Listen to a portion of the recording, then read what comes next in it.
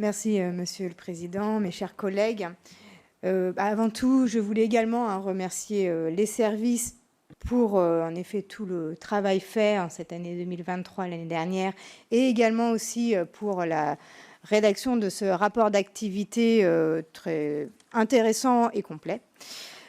Comme mon collègue, je vais uniquement juste aller sur un point précis de ce rapport, à savoir l'activité qui concerne la direction parc, paysage et environnement du pôle attractivité, culture et territoire.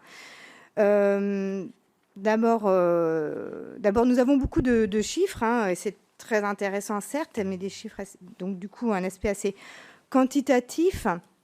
Nous notons avec plaisir d'ailleurs et ravissement l'extension donc des espaces naturels sensibles. Vous avez dit tout à l'heure, Monsieur le Président, qu'il est aussi prévu donc l'année prochaine, je suppose, ou peut-être cette année, d'augmenter les espaces verts de 11 hectares, je crois, c'est bien ça.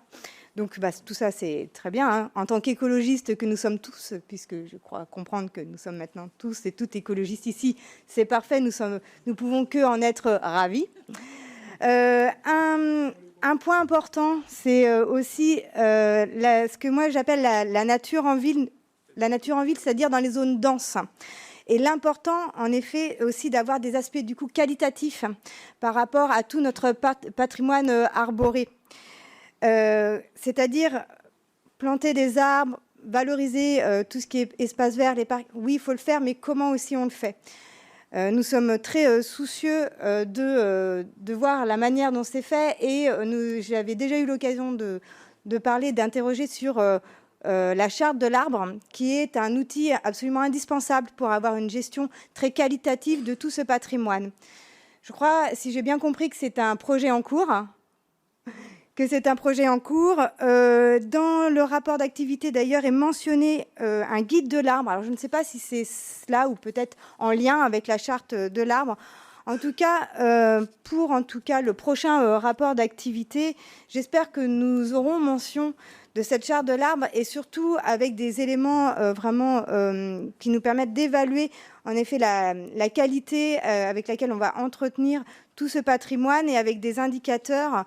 Notre groupe, souhaitons que notamment cette charte comprenne des éléments de cartographie précise des arbres sur le domaine public, des bases de données avec des indicateurs sur les arbres que nous avons ici dans les Hauts-de-Seine, leur essence, leur hauteur, leur circonférence.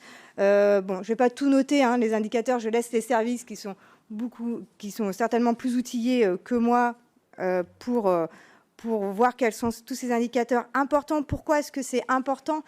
Parce qu'il nous faut que nos arbres restent en vie le plus longtemps possible et soient le plus résistants possible au réchauffement climatique, à la sécheresse, en lien avec le réchauffement climatique évidemment, aux maladies aussi. Et c'est tous ces indicateurs qui en fait vont pouvoir nous donner ça va nous permettre d'apprécier à quel point en fait notre patrimoine peut affronter le dérèglement climatique qui est déjà là d'ailleurs, je vais dire qui nous attend, mais non, il est déjà là.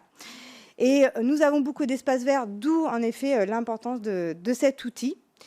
Alors, à savoir, là, sachez aussi que sur la protection des arbres, depuis novembre 2023, il y a maintenant une jurisprudence qui est arrivée, qui est existante sur la protection des arbres du domaine privé. C'est aussi possible, en tant qu'élus, que nous disions que certains arbres, alors plutôt des arbres remarquables qui sont dans du domaine privé, nous puissions aussi les protéger. À une réflexion, pourquoi pas. Les enjeux de tout cela, et très rapidement, et pour finir, bien sûr, vous avez tous en tête que ça nous fournit des îlots de fraîcheur absolument primordiales pour notre qualité de vie. Les arbres, c'est aussi, c'est aussi la maison des oiseaux. Et les oiseaux, ce sont des prédateurs pour tout ce qui est insectes. Or, nous le vivons bien, vous êtes plusieurs ici, nous sommes plusieurs à être maires ou en responsabilité dans nos communes. Nous savons bien que des insectes commencent à devenir un problème de santé publique.